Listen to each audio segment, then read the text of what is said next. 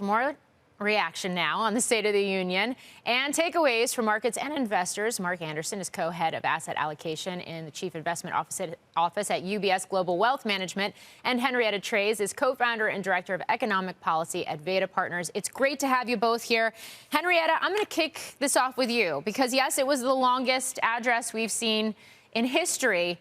There wasn't necessarily a whole lot of news coming out of here, but those comments on tariffs in the wake of what we saw with the Supreme Court decision on Friday, imposition of Section 122, your thoughts?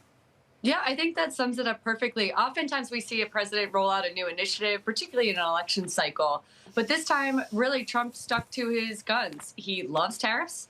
He is indicating that they're here to stay. One of the things that's most striking to me is that if you want to replace the income tax that brings in trillions of dollars per year, these tariffs have to get a lot bigger.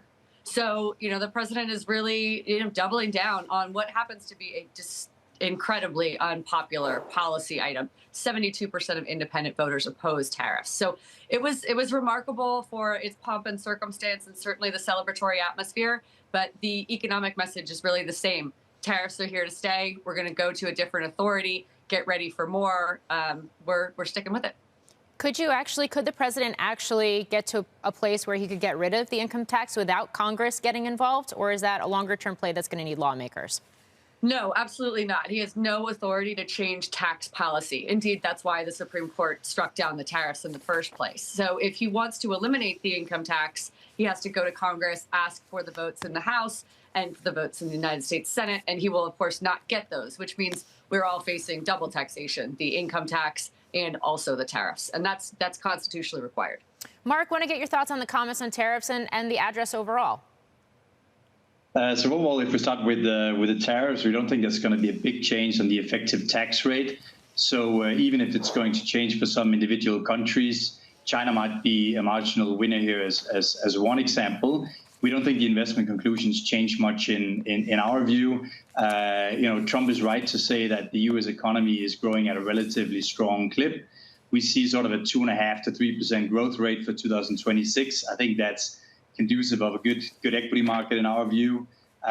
With those tariff rates potentially coming a bit down, I think that's still something that will keep the bid for gold relatively high, something that we have in all of our client portfolios, and then equally potentially a bit of a steepening here of yield curves with the Fed maybe slightly more likely to cut interest rates with fiscal worries still being sort of a topic for markets. Yeah. Henrietta, the president also talked about health care and bringing those costs down, including most favored nation proposal and getting that codified with Congress. Also talked about, Obamacare subsidies and the fact that he wants to put money into, taxpayers' pockets rather than into healthcare companies' coffers and give them the right to choose here.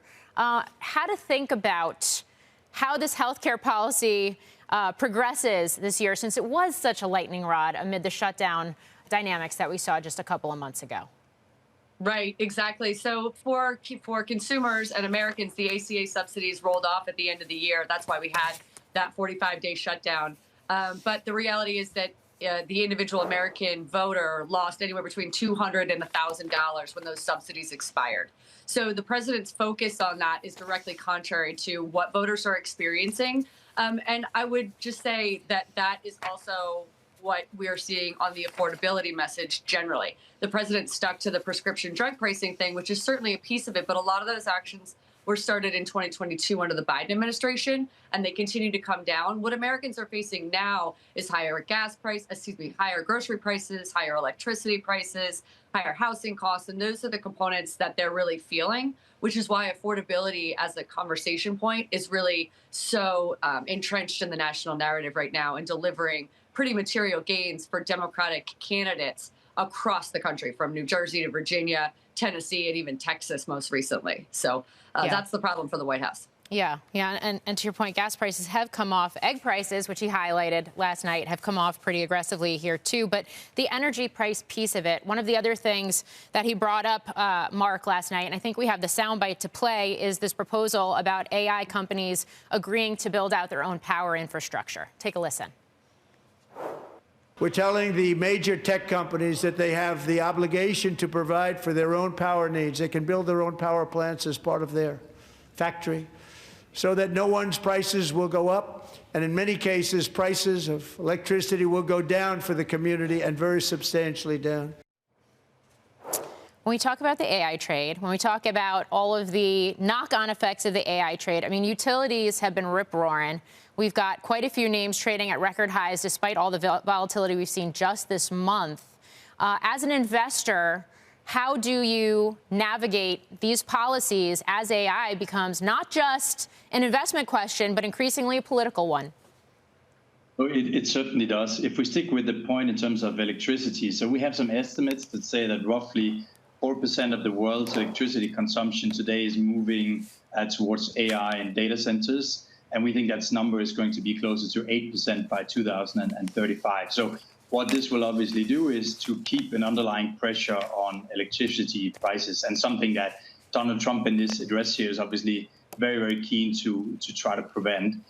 We think the opportunity here lies in what we call sort of a power and resources investment theme, where we certainly like utilities as a sector, but we're trying to think through that whole value chain as it starts all the way from sort of the commodities, maybe ways to save energy, to power consumption as well. So this is a very interesting story for investors, and I think it's something that's going to stick with us as long as this demand for electricity is just powering ahead.